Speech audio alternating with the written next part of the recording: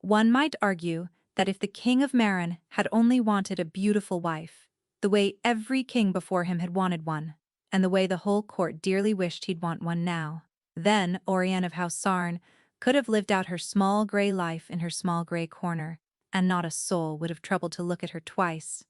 But then again, if her aunt had not spent 11 long years painting ruin onto a face that had done nothing to earn it, there would have been nothing for a king to look past in the first place.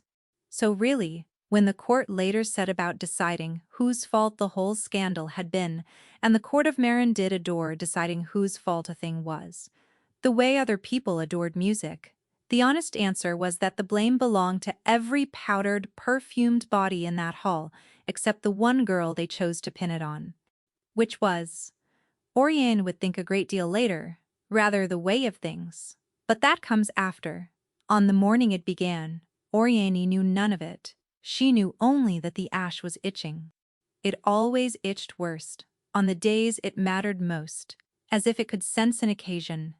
Her aunt mixed it herself, grey resin and cold hearth ash, and something bitter that stung the eyes, and pressed it into the left side of Oriane's face before dawn, every morning of her remembered life, working it into the skin until the whole cheek looked seamed and melted like a candle left too near a flame. Over that went the veil, grey gauze, doubled, pinned at the temple. For their sake, not yours, Aunt Isora had told her the first time, in the voice one used for a great and tender kindness. Some faces are a burden to look upon, child. The veil is the only gift you have left to give. Oriane had been 9. She had believed her, the way one believes anything, said gently enough and often enough. She believed it still most days, in the marrow, where beliefs go once they've stopped being questions. There had been a fire, once, that much was true. Oriane remembered the heat of it only as a color behind her eyes and a sound she could not name. And afterward the long fever, and afterward the veil, and afterward being told what she now was. House Sarn had been a great house before it, 3 generations of Marin's finest, a name that opened gates.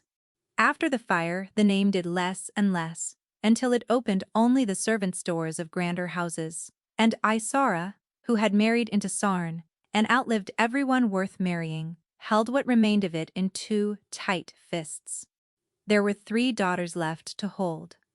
Billionaire, the eldest, was the sort of beautiful that stopped conversations, gold-haired, warm-mouthed, raised from the cradle for exactly one purpose, which was to be looked at and wanted. Marenka, the youngest, was prettier than she was kind and knew the exact worth of both.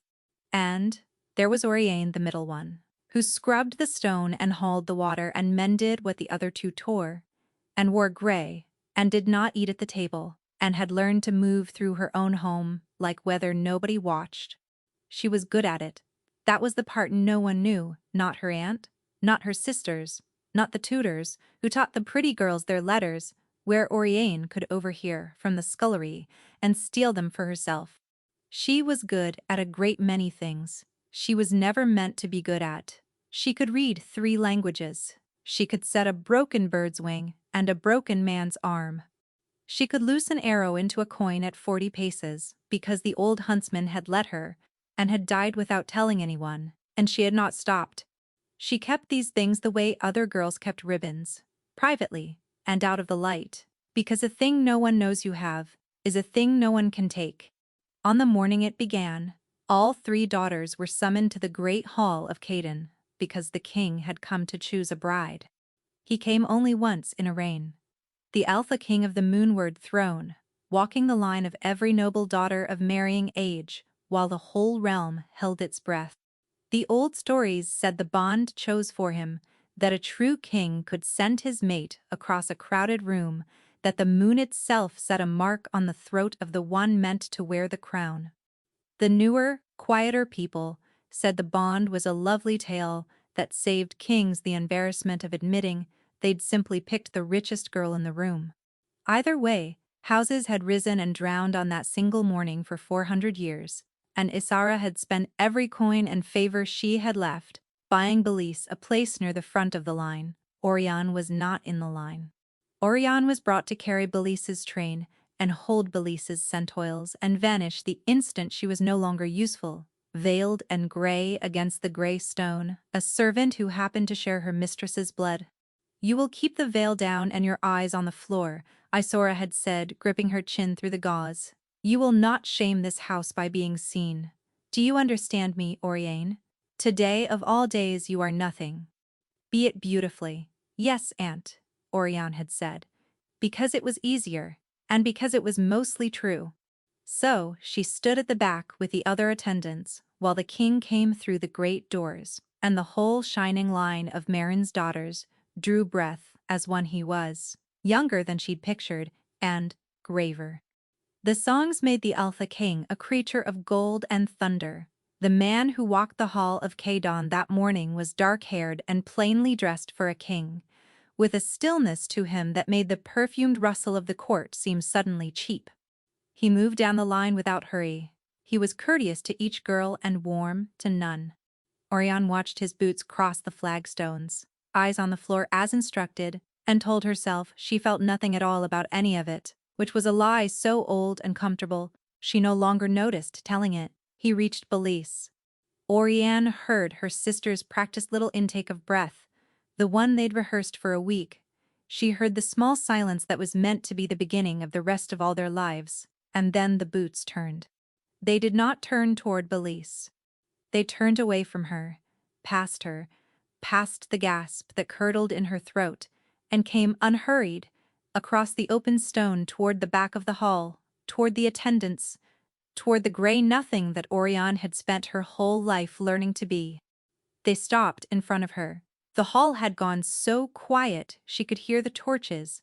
She kept her eyes on the floor, on the two dark boots that had no business being there, and her heart slammed once against her ribs, like something trying to get out. "Look at me," the king said. She didn't. She couldn't.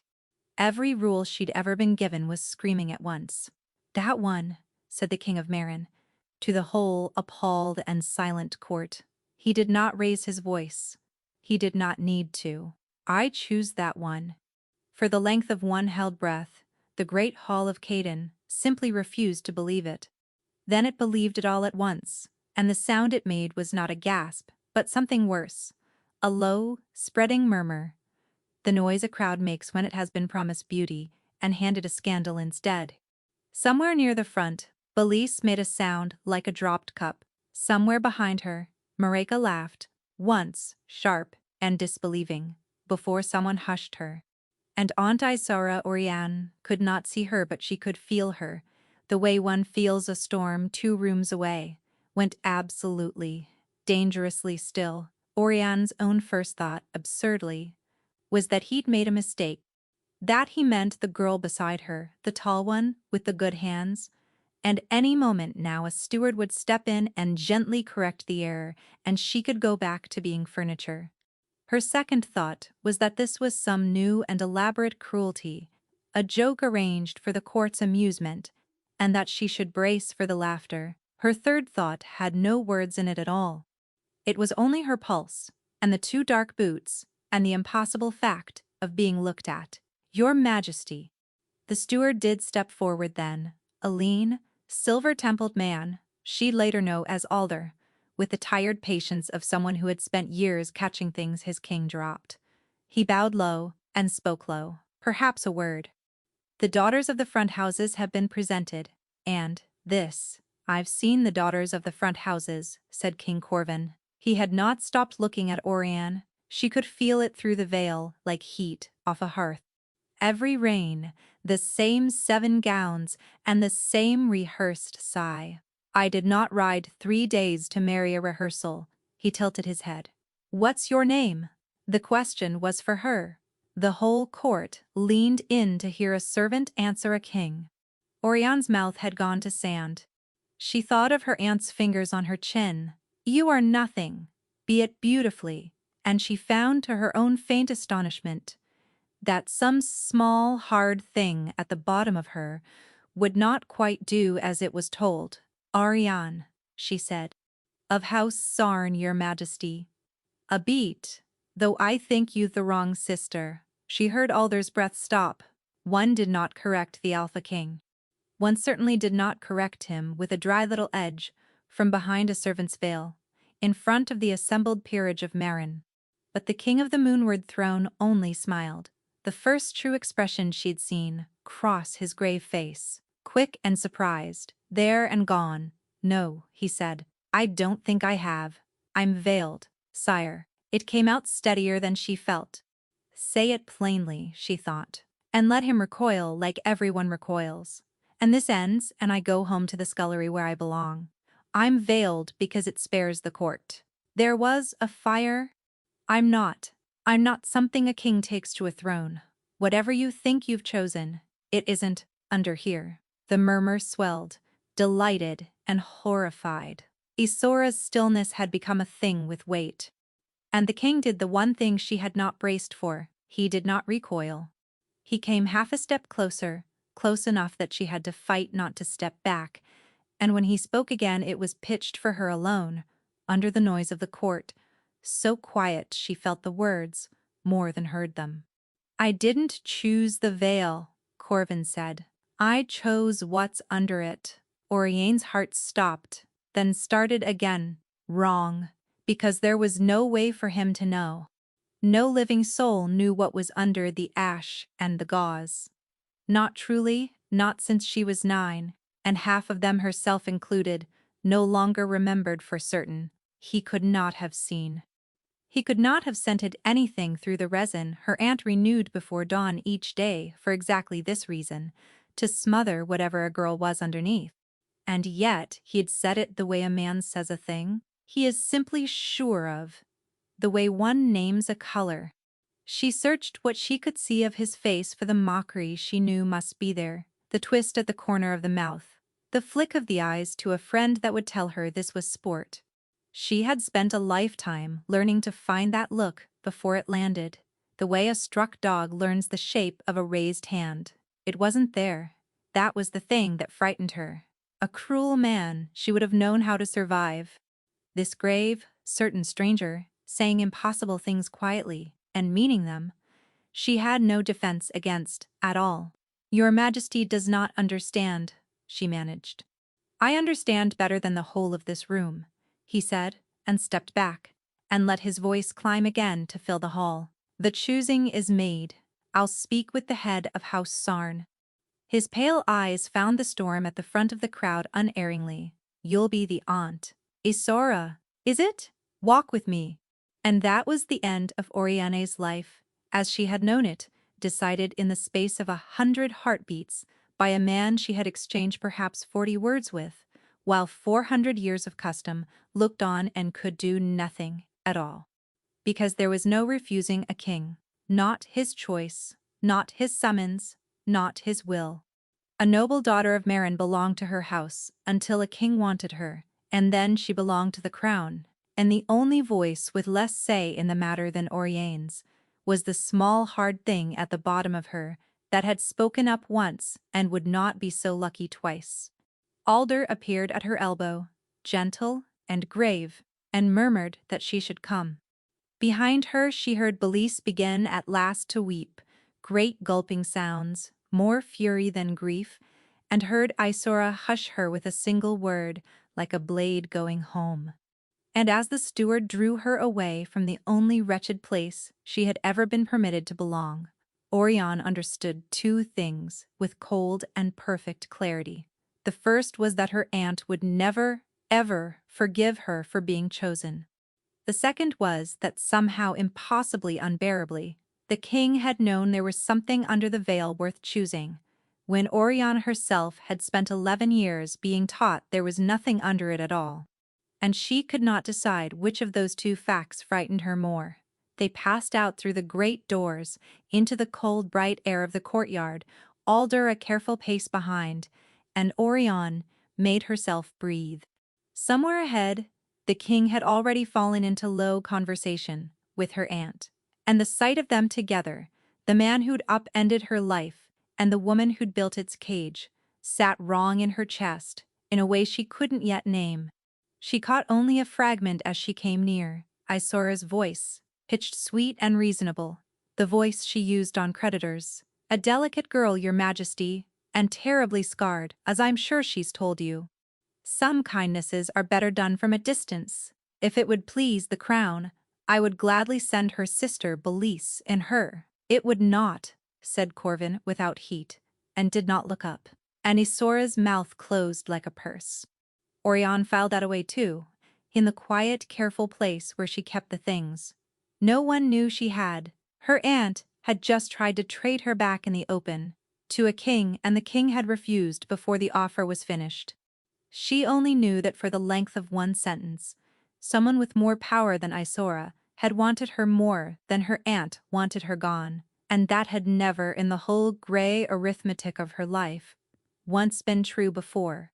They gave her rooms with windows. That was the detail that undid her, in the end, not the silk, not the fire laid and lit by hands that weren't hers, not the astonishing fact of a bed she would sleep in alone and unsummoned. It was the windows.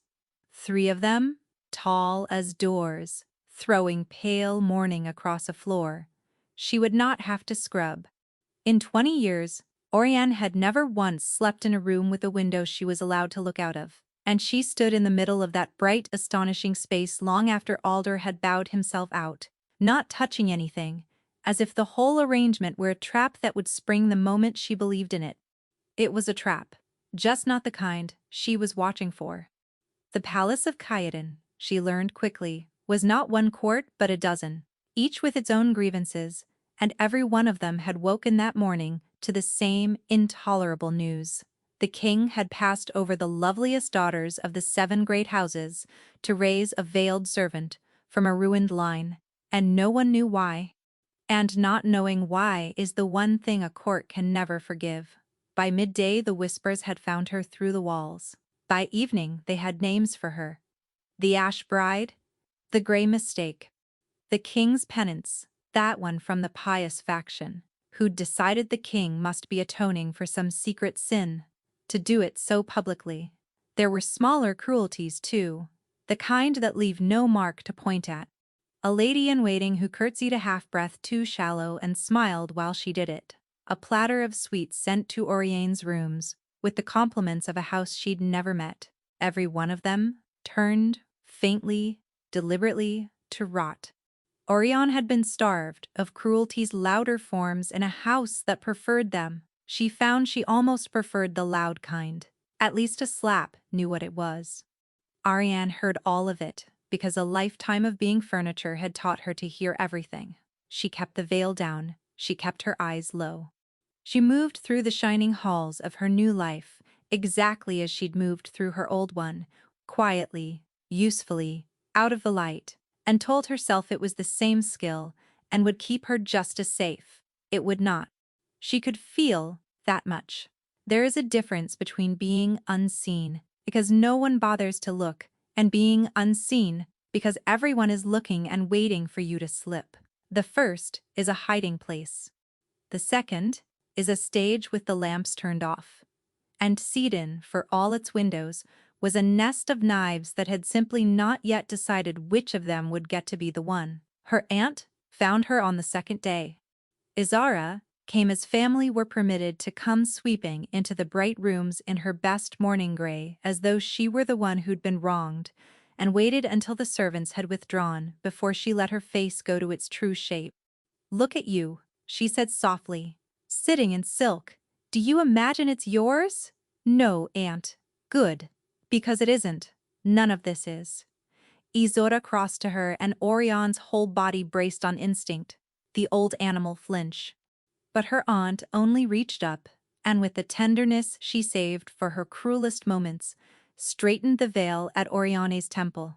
"You will keep this down," she murmured, "every hour, sleeping and waking.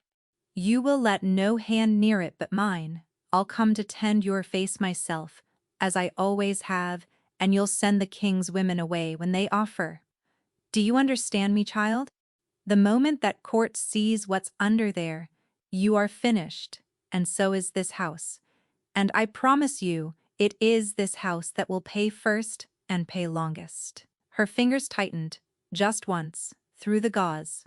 You've done a foolish thing, letting yourself be chosen. Let me undo it, before it ruins us all. Give the king our reason to send you home, and there it was, the shape of the trap under the trap. Oriane had wondered, in the long, bright hours, why her aunt seemed less furious than frightened. Now she heard it plain. Isara did not want her merely returned in disgrace. Isara wanted the veil kept down at any cost, wanted no hand but her own near that face, wanted Orion gone before anyone in Khoidan looked too closely at what 11 years of ash had been smothering. It was not shame in her aunt's voice. It was fear. And fear, in Oriani's experience, was never afraid of nothing.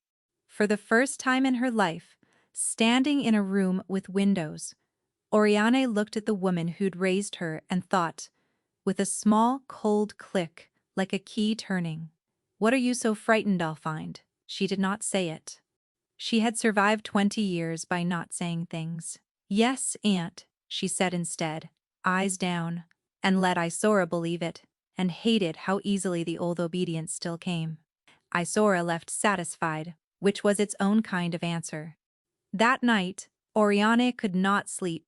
She rose in the dark and went to the tallest of the 3 windows, and stood looking out over the sleeping fortress, at the black gardens and the guttering torches, on the walls and the fat low moon hanging over all of it, and she pressed her fingertips very lightly to the ash on her own cheek, the ruin she had been told to be grateful for. The burden that spared the world her face. And for the first time in 11 years she let herself wonder if it was real. She thought of the king's certainty, the way he'd said what's under it, as though he'd already seen it and found it worth a crown. She thought of her aunt's fear, so much larger than mere disgrace could explain. She thought of 11 years of gray resin pressed into her skin before she was old enough to ask why, and of the fact that in all those years she had never once been permitted to wash her own face, that Isora had always done it herself, in the dark, with her own 2 hands. A girl who is truly scarred does not need to be watched so closely. You do not stand guard over a ruin. You stand guard over a thing you are afraid will be found beautiful. Ariane pressed harder against the ash, until it flaked, until beneath the grit her fingertips found skin that felt, she could not be sure, she had never been allowed to be sure, smooth, whole, unburned. She was still standing there, one hand to her cheek, and her heart going too fast, when the knock came at her door. It was not a servant's knock, soft and asking. It was not the king's steward or her aunt, returned. It was 3 slow raps, low down on the wood, the way someone knocks when they do not want the guards along the corridor to hear them do it. And when Oriane crossed the cold floor and opened the door a hand's width, there was no one in the corridor at all. There was only a folded square of paper on the threshold, weighted with a single gray stone. She picked it up, she unfolded it by moonlight, 6 words, in a hand she didn't know, pressed hard enough to tear the page, take off the veil. Or, we will. A girl raised gently, would have wept over the note, or run to the guards, or fainted becomingly into someone's arms. Oriane did none of these things, because Oriane had not been raised gently.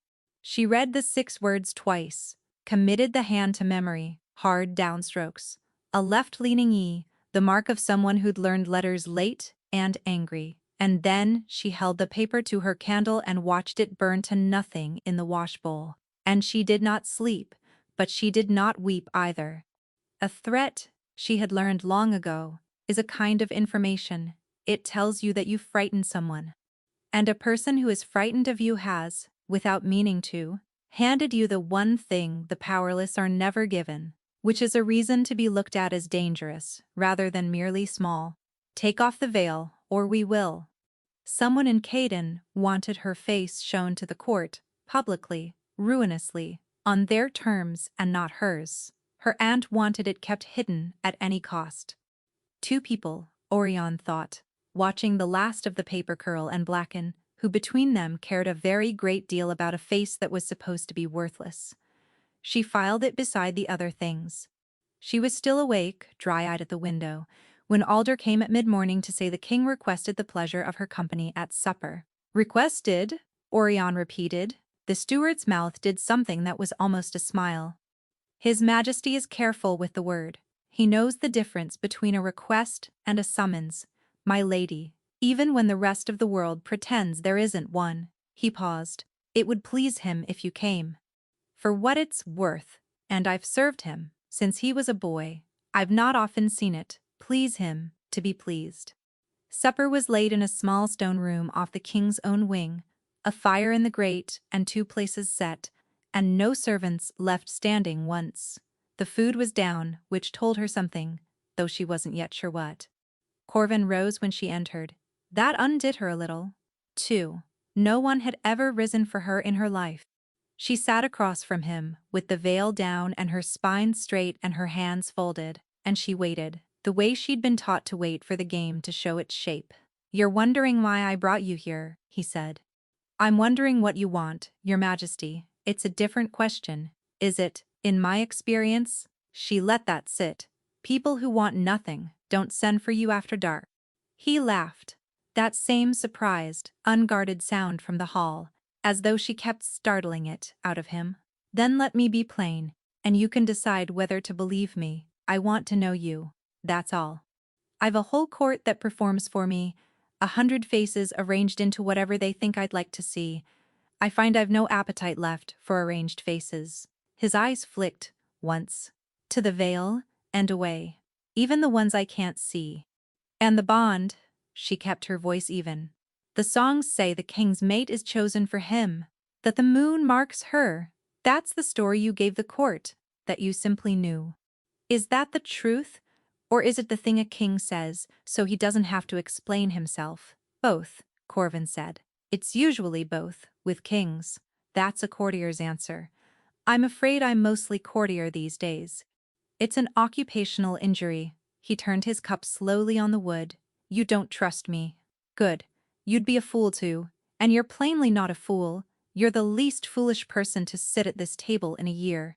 But tell me something, since we're being careful with each other. In the whole of that hall, with the loveliest women in Marin, stood in a row and rehearsed to their teeth, you were the only one who told me to my face that I'd got it wrong. A servant. Veiled, with everything to lose by opening her mouth and nothing at all to gain." He tilted his head. "Why did you?" Orion considered the fire. "Because it was true," she said. "And because I thought, if I made the mistake plain enough, you'd send me back before anyone had to know I'd been chosen at all." She heard how bleak it sounded only after it was out. "I've found bad news lands softer when you're the one who says it first." Something moved across his face at that. Not pity, she'd have hated pity, but a kind of recognition, quick and quiet, one prisoner nodding to another through the bars. "Yes," he said. "I know that trick." And for a moment, neither of them said anything, and the fire spoke for both of them, and Orion found the silence with him was not like other silences. It did not ask her to fill it, it simply let her be in the room. It was a good answer, and that was exactly why she didn't trust it. She had spent a lifetime being managed by people cleverer than they were kind, and she knew the taste of a truth cut to fit. She reached instead for her cup, and that was when she noticed the first thing. He was sitting with his back to the wall, not the fire. He had chosen the chair that put the flames well away from him, and when a log cracked and spat a bright spark toward the hearthstones, his hand tightened on the table's edge, small, fast, mastered in an instant. But she had spent 11 years reading the tightening of hands. The Alpha King of Marin, who was said to fear nothing under the moon, did not like fire. She said nothing, she kept it, and went hunting for the second thing, because there is always a second thing. She found it 3 courses later, when he was easy in talking, when he thought she'd stopped fencing. He said offhand that he'd heard she read Old Veilish, and that he'd never met a lady of Marin who bothered. Orion went very still behind her veil. "I never told you I read Veilish," she said quietly. "I've never told anyone. There's no one in my house who'd have known it to tell. I taught myself from a book I stole out of a locked room, and I have never once said it aloud to a living soul. She set down her cup. So I'll ask you plainly, and you can decide whether to lie. You didn't choose me across a crowded hall by the grace of the moon, your majesty.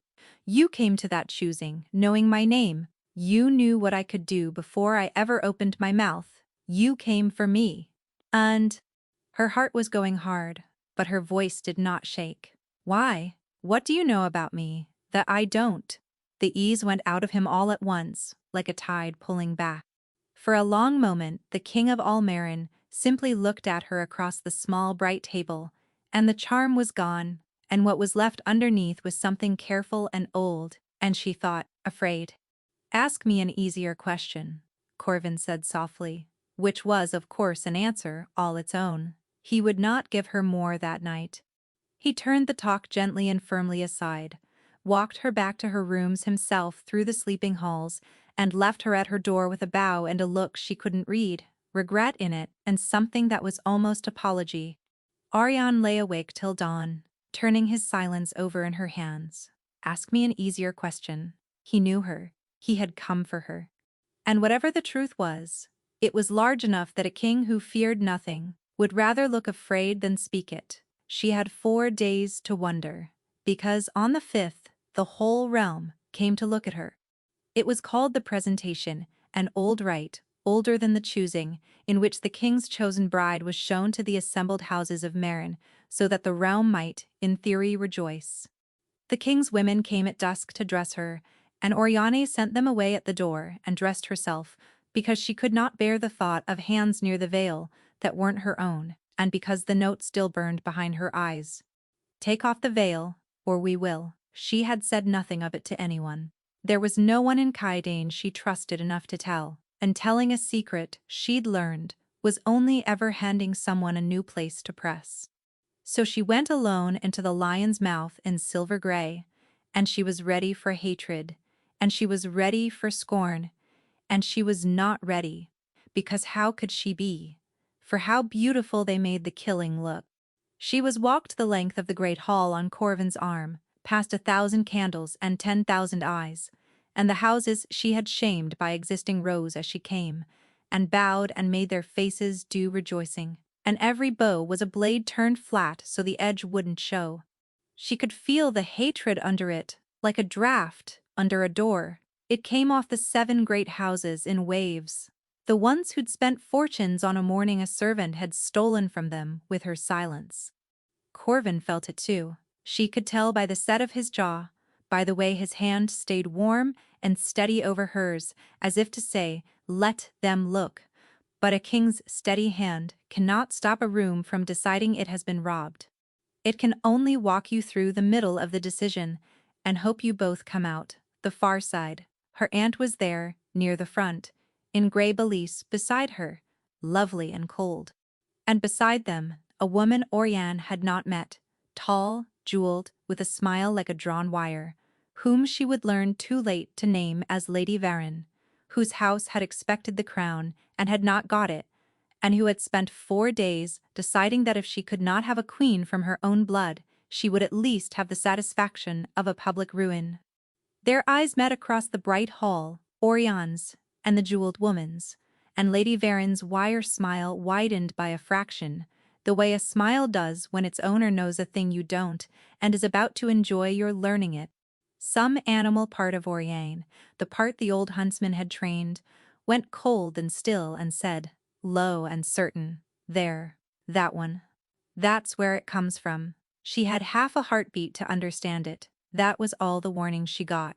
It happened between one step and the next, a press of bodies, as the houses crowded near, to bow, a jostle, too neat to be chance. And then a hand, not Lady Varin's own. She was far too clever for that. It was some paid, forgettable hand from the crush, closed in the silver gauze at Oriane's temple, and tore. The veil came away. For one endless, roaring instant, the left side of Oriane's face was bare to the whole court of Marin. She heard the gasp go up, a great indrawn breath from 1,000 throats at once, and she froze, waiting for the recoil, for the laughter, for the ruin she had been promised her whole life. Her hand flew up too late, and in flying up, it dragged across her own cheek, across gray ash gone loose, with the sweat of the hot bright hall, and the ash smeared. And under it, where 11 years had promised her only melted ruin, there was a thin bright line of silver. She saw it herself. That was the thing that stopped her heart, not the court, but the great burnished shield hung on the wall beside her, and her own smeared reflection in it. The ash come away in a streak, and beneath the streak, running from cheekbone to jaw, a line of pale radiance like moonlight caught under skin. Like something written on her in a language she'd been forbidden to read. Not a scar, never a scar, a mark. For one impossible instant she did not recognize her own face. She had not seen it clean since she was 9 years old. Isora had forbidden mirrors, forbidden still water, forbidden even the backs of polished spoons, and the girl in the burnished shield was a stranger, wide-eyed and streaked and shining, with a jaw that had never known a flame and a silver line burning quietly beneath the grit, as though it had been waiting under there all along for someone to wipe the lie away. Something in her chest gave a great slow lurch, like a foot finding a stair that wasn't there. 11 years, said the small cold voice at the bottom of her. 11 years, and this is what they buried. It was gone in an instant. She got her hand up, she covered it. The whole exposure could not have lasted the length of a breath. But some things do not need longer than a breath. A struck bell does not need you to keep hitting it to go on ringing.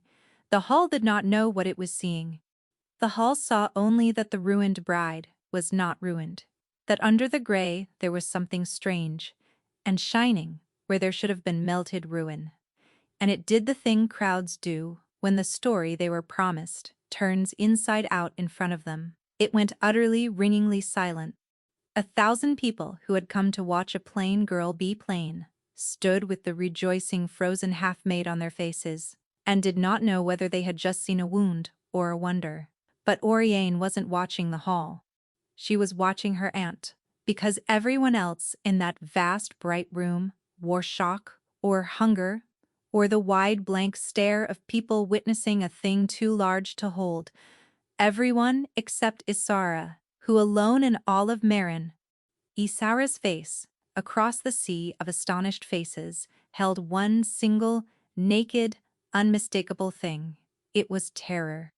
The pure white terror of a woman watching, at last, the one thing she had spent 11 years and every cruelty she owned to keep from ever being seen. Corvin moved before anyone else in the hall had finished drawing breath. He was between Oriane and the court in a single stride, his own dark cloak sweeping up and around her, and then he was walking her, fast, sure, one arm iron across her shoulders, out through a side door she hadn't known was there, into a cold stone passage where the roar of the hall fell away behind them like a closing wave. He did not stop until they were 3 turns deep and alone. Then he let go of her and stepped back and gave her the thing she needed most, which was room. Oriane stood with her back to the cold wall, and her hand pressed over the bare, silver-streaked side of her face and shook, not with fear, with the sheer seismic wrongness of it. 11 years, and it was a lie. All of it, the ash and the veil and every gentle voice that had told her she was a burden to look upon. Some kindnesses are better done from a distance. The veil is the only gift you have left to give. She heard her aunt's voice saying it, the tender voice, the one saved for the cruelest hours. And she understood at last that every soft word had been a lock, and she had thanked the woman for turning the key. Her legs would not quite hold her. She slid down the wall and sat on the freezing stone in her ruined silver gown, and the king of all the land crouched down across from her and waited, saying nothing, while she came apart quietly and put herself back together. He did not touch her. He did not fill the silence with comfort she couldn't yet hear. He only stayed, close and unhurried, the way you stay with a frightened animal until it remembers you're not the thing hunting it. And Oriane, who had never in her life had anyone simply stay, felt that plain, unglamorous patience reach some deep locked room in her that 100 pretty words could never have found. "It's not a scar," she said at last. Her voice came out wrecked. "There was never any scar. She painted it on me. Every morning since I was 9. She told me I was hideous, and she painted a lie on my face, and She stopped. I believed her. I let her. For 11 years. "You were a child," Corvin said. "Children believe the people who feed them. That isn't weakness. It's how we're built." He was quiet a moment. Then, carefully, as though setting down something that might break, "May I tell you the thing you asked me for? The easier question I wouldn't answer." She looked at him. She nodded. 11 years ago," he said, "there was a fire in the east wing of House Sarn. You know this part. You were 9. What you don't know is that the fire wasn't an accident, and it wasn't meant for your house. I was there.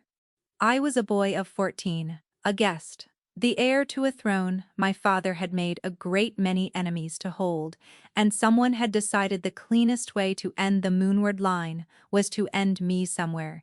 It could be blamed on a candle." He drew a slow breath. "I was trapped. The smoke had me. I'd stopped being able to tell the floor from the ceiling. And then a girl came through the fire. A girl no one had sent. No one I could see clearly. Small and coughing. And absolutely certain. And she got her hands in my collar and she dragged me out. And somewhere in the dark and the heat, when she pulled me free, something passed between us. I felt it. I felt it every day of my life since." His voice had gone rough. "And then the roof came down between us. And when I could see again, she was gone. And I never learned her face or her name. Only that the bond had found her in the worst night of my life. And then taken her away again, before I could even thank her." He reached up slowly and pulled loose the collar of his own shirt and turned so the firelight from a far sconce caught his shoulder. There, across the skin, ran an old burn, long-healed, silvered at the edges, the unmistakable ridge of a wound taken from flame. "You gave me this," Corvin said quietly, pulling me out. "I've carried it 11 years, along with the question." And then, not a fortnight ago, I stood in a hall full of Marin's daughters, and across a crowded room, through 11 years and a lifetime of ash, I caught a scent I'd have known in my grave. His eyes found hers, steady and undefended, the mask gone entirely now. "I didn't choose the veil, Orion. I told you that. The fire didn't take your face. It gave you the mark. And someone has spent 11 years making very, very sure you'd die not knowing it was there." Oriane sat with the truth of her whole life turning over inside her. And under it, beneath the shock, beneath the grief, for 11 stolen years, something else had woken. She had felt it stir the moment he pulled his collar loose, and it had grown with every word. And now it filled her chest, like a tide coming into a room. A second pulse that was not her own, warm and steady and unmistakably his, threaded straight through the place beneath her ribs where she had always been most alone. She could feel him, his fear that she wouldn't believe him, his grief, old and worn smooth. And beneath it all, a tenderness so vast and so undefended that it terrified her because it was aimed at her, and she had never once in her life been the thing that anyone looked at like that. It would have been so easy to fall into it. That was the danger. Wanting to believe a beautiful thing was exactly how a clever girl got made a fool. She had watched it happen to others, had built her whole survival on never once being the one who reached for the shining thing and got her hand caught. A man like this, with a face like that and a voice gone soft, and a story that made her the secret heroine of her own stolen life. Of course, she wanted it to be true. That was what should have frightened her about it. That was the trap she knew how to name. So she did the things she had always done when something was too large and too good to be safely believed. She got to her feet, unsteady, and she stepped back out of his reach, and she pressed the truth of him down under her ribs, where she wouldn't have to feel it, and she said, "No." He blinked. "Oriane? No," she said again, steadier for the second one. "You don't get to do that. You don't get to be the only kind thing in 11 years and expect me to simply— Her voice cracked and she hated it. I don't know you. I know a supper or two, and a fire I don't remember, and a mark I've never seen with my own two eyes. That's not a bond. That's a story. And I have had my whole entire life built out of somebody else's story, Your Majesty, and I am done living inside one. She was at the mouth of the passage now, the roar of the distant hall rising to meet her. Whatever this is, I can't. I won't. And she turned. And she left the King of Marin crouched alone on the cold stone, with his collar open and his oldest wound bare, and the bond ringing between them like a bell nobody had answered. There is a particular loneliness to being right. For 3 days, Oriane practiced it. She kept to her rooms with the windows she no longer looked out of. She replaced the ash on her own cheek each morning with her own hands, the smell of it turning her stomach now that she knew it for a lie. But she smeared it on anyway, because a lie, you understand, is a kind of armor, and she was not ready to walk out from behind it. She was cold to the servants and colder to herself, and when the king sent, and he did send, every day, though never a summons, always a request, she was free to refuse. She refused. A book of Valish verse left at her door with no note. A branch of winter cherry in a plain cup. Once, only, a single line in his own hand. I am not going anywhere. Take the time you need. She read it 4 times, and then put it face down in a drawer, because the trouble with the King of Marin was that he kept declining to behave like a trap, and a trap that will not spring is very hard to keep on watching for. The bond made it worse. She could feel him now, always, a low, warm presence at the bottom of her ribs, and she hated that it was steady. She could tell he was not sulking. She could tell he was simply waiting, patient as weather, giving her the one thing no one had ever given her, which was the room to say no and mean it. It would have been so much easier if he had pushed. He came to her only once in those 3 days, and he did not push then either. It was late, and she was on the north wall where the sentries didn't walk because she had discovered she could breathe there. He came along the parapet with his hands open and visible, and stopped a careful distance off. I won't stay, he said. I saw you from the yard. I only wanted to make sure you weren't out here freezing on my account. A pause. The high walls are where I come to breathe too, when the palace gets too loud, so I thought I'd look in. I only came up for the air, Your Majesty. So did I, he agreed. The quiet up here is the one honest thing in this whole fortress. It's one of the things I like best about you. That you go looking for it too. And he almost smiled, and she almost did, and for a moment, they stood in the cold, with the whole sleeping realm below them, and the bond humming quietly between. Why do you keep doing that? She said at last. It came out before she decided to say it. Leaving me be, sending things I can send back. Any other man in your place would have simply taken. It's within your right. The whole realm would call it your right. She made herself look at him. You could make me want you, I think. That's the part I can't forgive. You could reach into this bond and pull, and I'd feel it, and half of me would call it my own heart, and you don't. Why? Corvin was quiet a while. The torches guttered along the wall. Because it was done to me, he said finally. Not the bond, the other thing. Being decided. He looked out over the dark. I know exactly what it costs to be reached into. I'd sooner lose you, honestly, than keep you that way. That's all. It's not nobility, Oriane. It's the one thing I've got that nobody arranged. And for a moment, they stood in the cold, and the bond went thin and warm and treacherous under her feet. He did not close the distance. He let her keep it. And somehow, his not reaching reached her more than any hand could have, and she had to look hard at the dark gardens to keep her face from giving her away. When he left first, which no one who wanted something from her had ever done. She might have thawed the whole way. In time, she never got the time. Because on the 4th morning, her aunt came to tend her face, as she always came, and, Oriane, playing the dull, obedient thing she had played her whole life, Because some skills never leave you, let herself be handled and watched.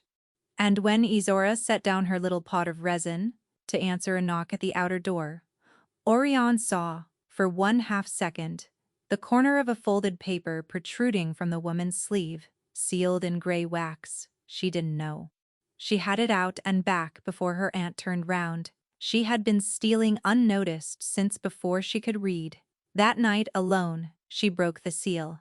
The letter was in Old Valish. Of course it was. It was the one tongue no lady of Marin troubled to learn, the dead scholar's language, locked in the room she'd stolen it from as a child, safe, private, unreadable to anyone who mattered. Which was exactly why the person who wrote it had never once imagined the veiled servant girl, bent over it by candlelight, could read every word. She sat with it a long time before she understood what she was holding. Her hands, she noticed distantly, had begun to shake. Not the reader's hands, but the child's, the 9-year-old's, some part of her that had waited 11 years in the dark to be told she hadn't imagined the fire and hadn't imagined the fever and hadn't, whatever they'd said after, imagined that she'd once been someone worth pulling out of a burning room. She read it 3 times, and with each reading, the floor of her life dropped further away. It was not a love letter, and it was not a lie. It was an account. It spoke of an arrangement, 11 years old, of a debt kept, and a silence bought. It spoke of the girl, the asset. It called her never a name, and of how the asset had been kept marked, but hidden, veiled and worthless, and out of the wolf's reach, so that the wolf would go to his grave unbonded and therefore, it said, killable. It spoke of a first attempt that had failed by fire long ago, and of patience, and of a second and final one, near now, at hand. And in the last line, in a hard left-leaning hand, Ariane had seen once before pressed into 6 words, on a scrap of paper, it named the hour. The king of Marin would not live to see his own wedding feast burn down around him. Ariane sat very still with the proof of everything in her 2 hands, the fire, the mark, the 11 stolen years, the whole shape of the cage, and the names of the ones who'd built it, and understood, with a lurch of pure cold horror, that the feast was tomorrow night, and that she had spent 3 days pushing away the one man in the world she now had to save. She rose to run to him. Isora was standing in the doorway. "You've read it," her aunt said. She did not sound afraid. That was the thing Oriane would remember. Isora looked at the broken seal, and the open letter, and her niece's bare shock, and what crossed her face was not terror, but a kind of weary irritation, the look of a woman who has dropped a stitch after a long and tedious piece of work. "You always were too clever for the use we had of you," she said. "I told them, keep her stupid," I said, "or keep her gone. They would insist on keeping her only hidden," she sighed. "Give me the letter, Orion." Orion's voice came from very far away. "The mark, all of it. You knew what I was, and you painted ash on it every morning in my life, and you told me I was hideous. You told me to be grateful." "I told you what kept you alive," Isora said, and for one moment, there was almost something human in it. "A marked mate the king never finds is a servant girl who grows old in a scullery. A marked mate the king finds is a war. I chose the scullery for you. You might, one day, have thanked me." She held out her hand, the letter. "There are men in the corridor, child. There have always been men in the corridor. Did you think you were guarded for your safety?" And Oriane, who had spent 20 years doing as she was told, looked at the outstretched hand of the woman who had built her whole small cage, and did the second, brave thing of her life. She went out the window.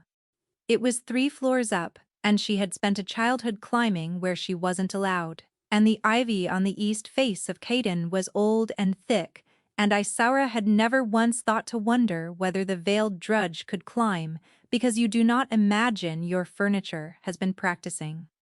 Oriane went down it in the dark, with the letter in her teeth and her heart in her throat, and dropped the last span into the frozen kitchen garden, and ran. She could smell the smoke before she reached the hall. That was the thing the conspirators had not accounted for. In all their patience, that the girl they'd kept veiled and worthless had a wolf's own nose and a huntsman's own training, and that Oriani caught the first gray thread of it on the wind 2 courtyards off and knew, with a lurching certainty, that they had not waited for the wedding feast at all. They had moved the hour, the revel was tonight, the eve, the lesser feast.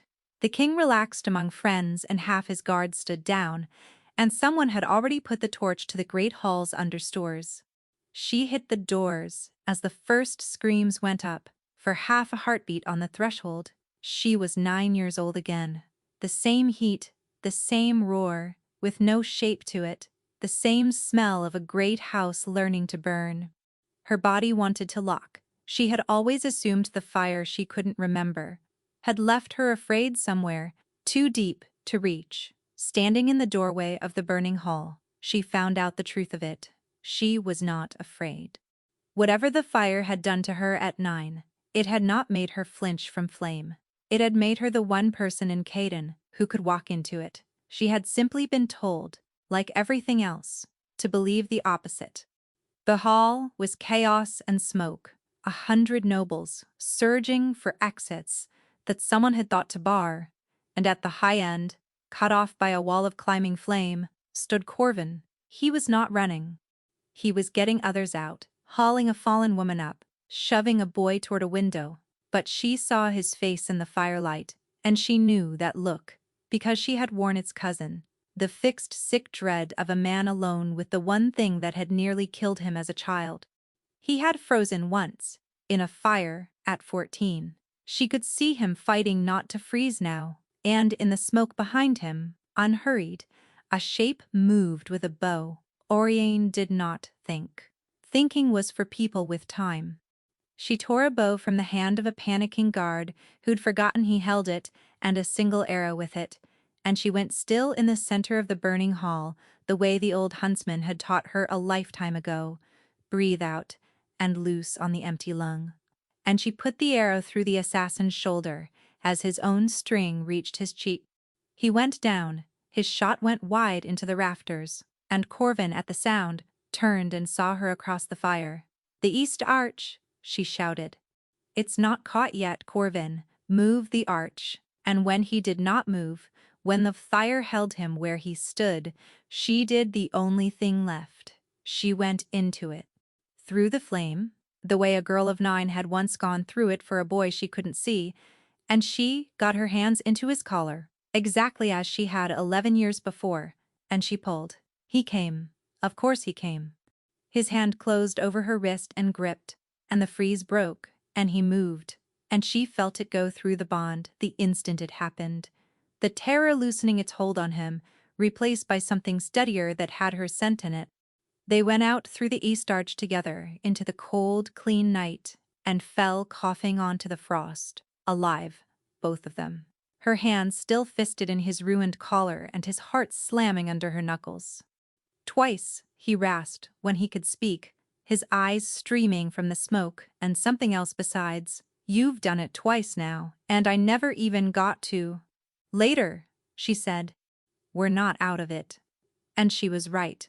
They weren't, but for one shining instant, the whole terrible thing was simply that she had saved him twice now, and he was looking at her as though the sun had come up in the middle of the night.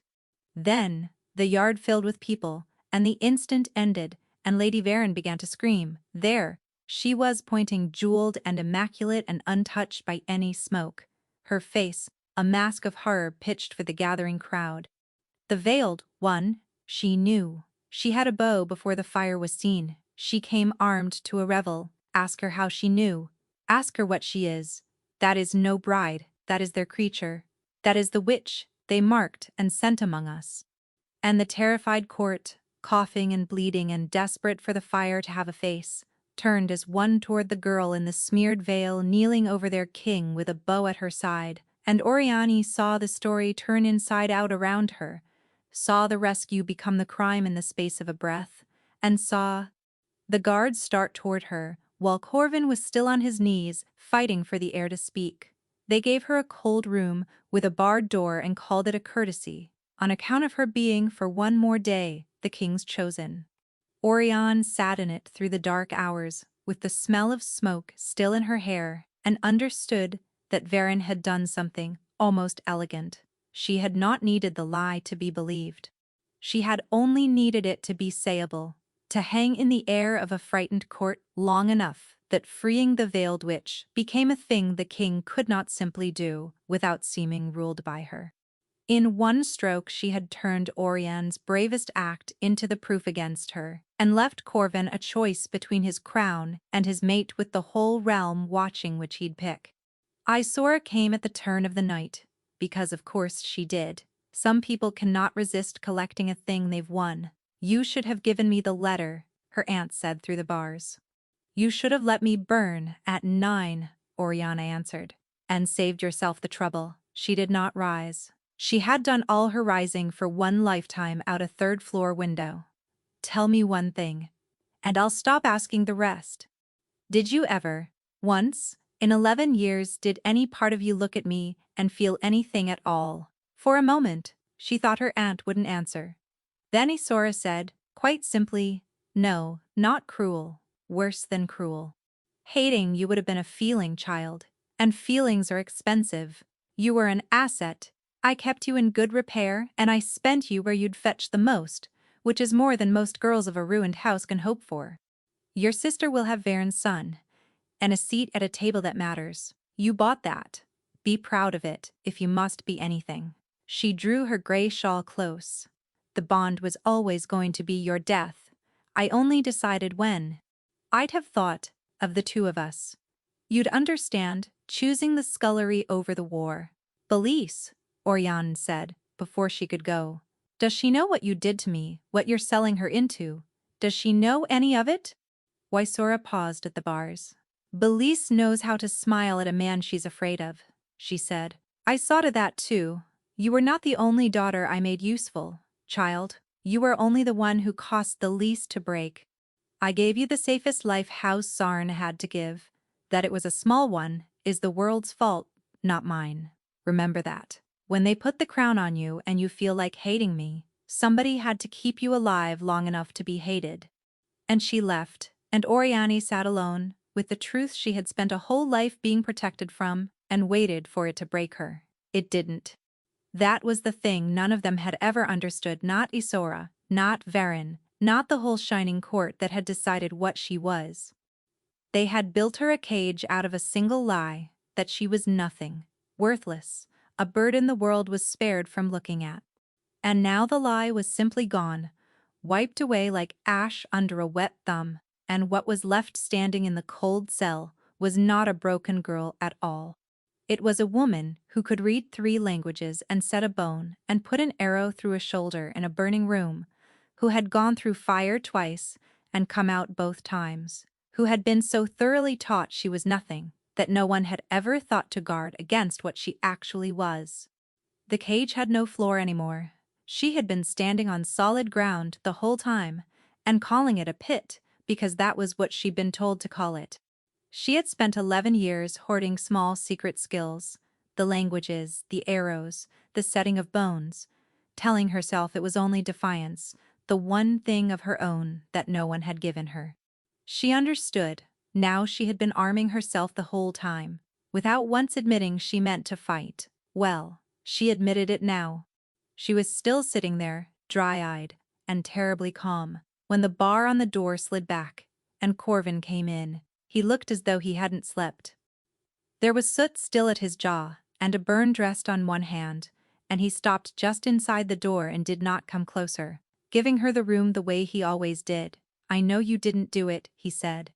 I knew before you pulled me out of the fire. I've known since a supper where you told me I'd got the wrong sister. His voice was low and rough. I could tear that door off. I could have Varen in irons by morning, and never mind the court. Say the word and I will. And prove her right, Oriane said. That the king does whatever his witch tells him, that the bond's a leash. She shook her head slowly. No, if you free me, I'm a thing you couldn't rule without. I don't want to be freed, Corvin. I want to be believed. There's a difference, and I've spent my whole life on the wrong side of it. There it is again, he said softly. You keep choosing the harder door. The scullery over the war, your aunt would say. Except you never once actually chose the scullery, did you? She chose it for you, and called it yours. This is the first time I've watched you pick the harder thing with your own hand, and you've picked it 3 nights running. Something moved in his face, rough and unguarded. I spent 11 years looking for the girl who walked into a fire for a stranger and asked nothing back. I keep forgetting she never left. She was just told to stand very still and answer to a different name. Don't, Oriane said.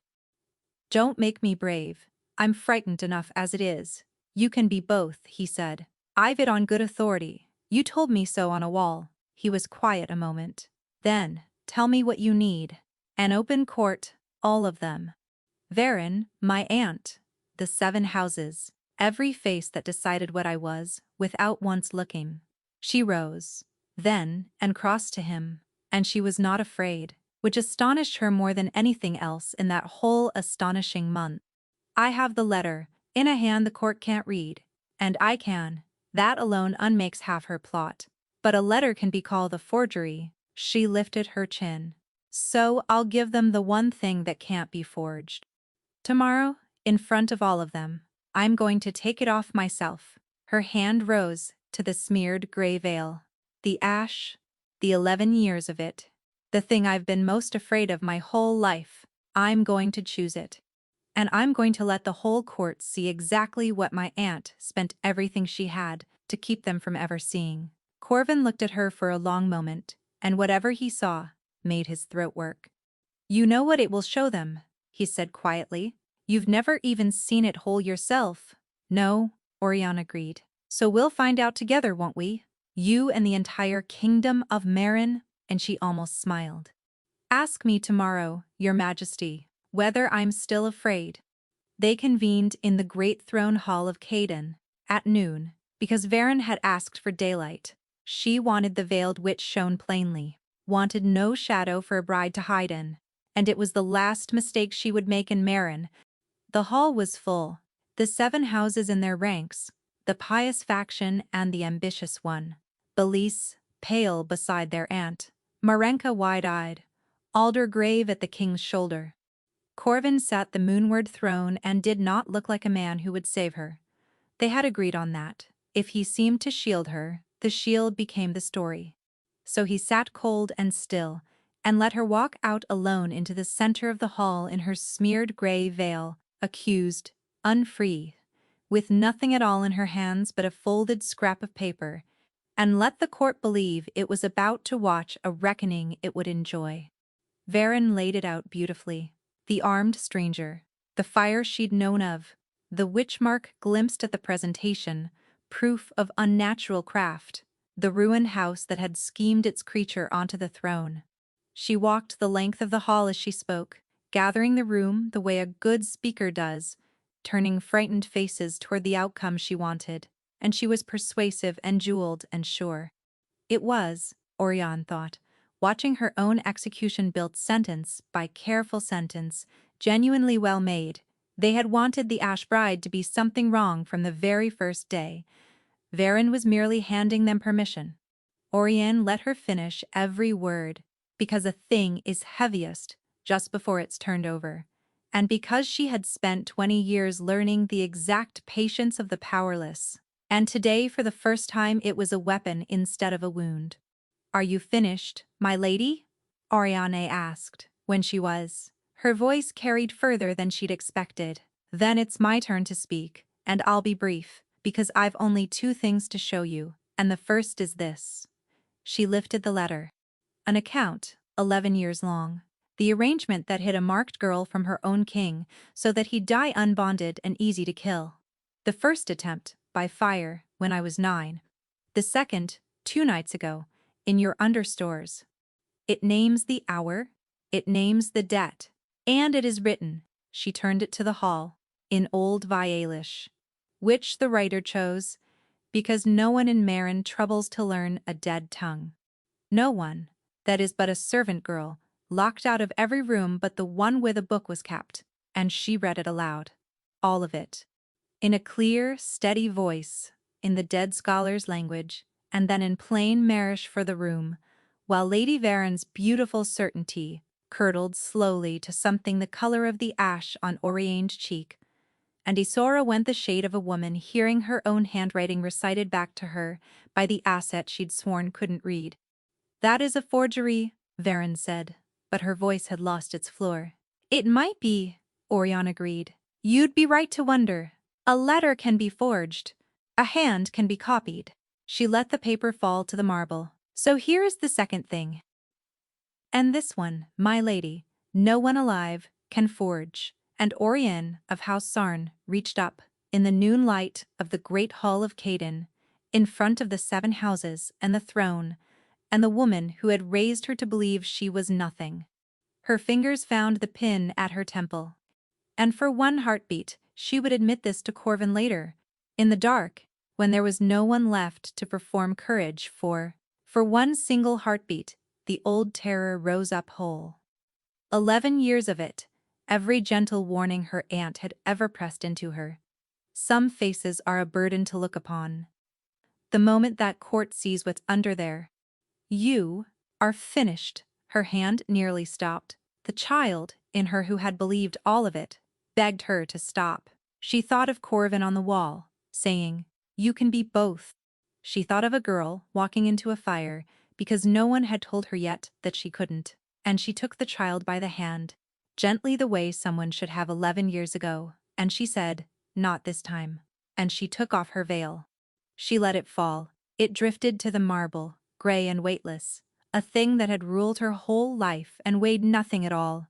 And then, slowly, with the flat of her hand, she wiped away the ash. 11 years of it. The gray resin came away in long streaks, and fell in flakes to the bright floor, and beneath it, rising into the daylight for the first time since she was a child, was her face, unburned, unscarred, whole, and across it blooming from cheekbone to jaw and down the line of her throat, the mark. Not a thin silver line now, not a glimpsed streak, but the whole of it, unhidden and complete. A spill of pale radiance in the shape the old stories drew. Moonlight caught living under skin, the mate mark of the moonward throne. The thing 400 years of Maren had sung about, and not one soul in that hall had ever actually seen. The court of Maren made no sound at all. It was not the silence of shock this time. It was the silence of 1,000 people, looking at the one thing their whole faith was built on, and finding it real, the bond made flesh, the moon's own mark, plain as morning on the face of the girl they'd called the Ash Bride, the gray mistake, the king's penance. An old lord of the pious faction went down slowly onto one knee, and then another beside him, and then it moved through the hall, like wind through standing grain, not because anyone commanded it, but because there are things a person kneels to without being told. Belise's hand had risen to her own mouth, and Isara, who had spent 11 years and every cruelty she owned making certain this exact moment never came, stood alone and unbowed in the sea of bending backs, and watched her life's work end in the light she'd spent everything to keep out.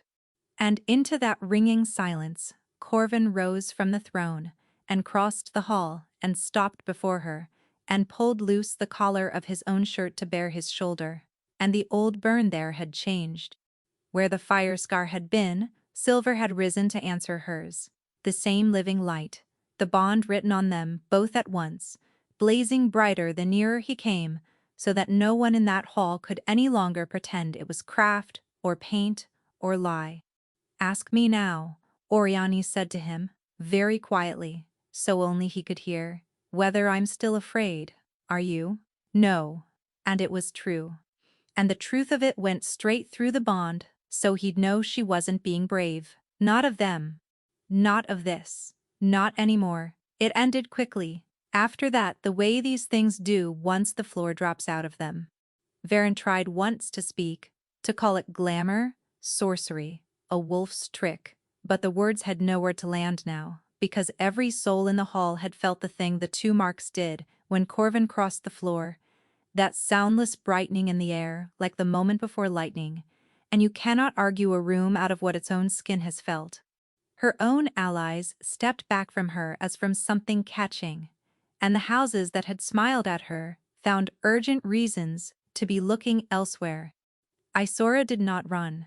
She had never in her life done anything so undignified as run. She only stood with her accounts undone around her while the guards came, and looked at Orion with an expression that was at the very last almost like respect, which was the only inheritance she had ever meant to leave, and the only one Orion would ever refuse. "You'd have made a magnificent asset," her aunt said as they took her arm. It was, Orion understood, the nearest thing to love the woman had. She let it fall to the marble beside the veil, and did not pick it up. They took them both. The foreign hand behind the coin would be a longer hunt, and there would be hard months in it, and letters in a dead language to trace to their end. But the plot died in that hall at noon, in the silence, after a veil hit the floor, and everyone present knew it. And when it was done, when the hall had emptied of everything but smoke and aftermath, Corvin turned to her, not as a king to his vindicated bride. With the whole matter settled, and the wedding back on, and the bond proved before the realm, he turned to her instead, as though none of that counted for anything, and he said the thing she had not expected, the thing that undid her more than any fire. "You're free," he said. "Truly free, now, for the first time. No aunt, no cage, no crown. You didn't choose. The bond is real. You've seen it. The whole world's seen it. And it still doesn't get to decide for you." He stepped back and gave her the room the way he always had. "So I'm not going to ask you to marry me, Oriane. You've had a lifetime of people deciding what you are. I'll not be one more. A breath, whatever you want, the throne, or the open road, or nothing at all to do with me ever again. It's yours. That's all. That's the whole of what I came to say." And he bowed to her, the king of all Marin, to the girl who'd been furniture, and turned to go. One might argue that the whole scandal had been the king's fault, for choosing a bride he couldn't even see, and the court of Marin did argue exactly that, for years, being a court that loved nothing so much as deciding whose fault a thing had been. But Oriane, who had by then had a great deal of time to think it over, had come to a different conclusion. The way she saw it, the fault was entirely her own, because she was the one who went after him. She caught him at the door of the throne hall. She had never in her life chased anything, but she crossed that whole vast floor of fallen ash and dropped veils at something close to a run, caught the king of Marin by his ruined collar for the third time in a month, and turned him around. "You forgot to let me answer," she said. "I didn't ask a question." "No," Oriane agreed. "You didn't. 11 years ago you were pulled out of a fire by a girl who never chose it, and a fortnight ago you chose a girl who never got a say, and just now you finally did the decent thing and gave me the choice, and then you walked off before I could make it, which, if I'm honest, is the single most cowardly thing I've watched you do."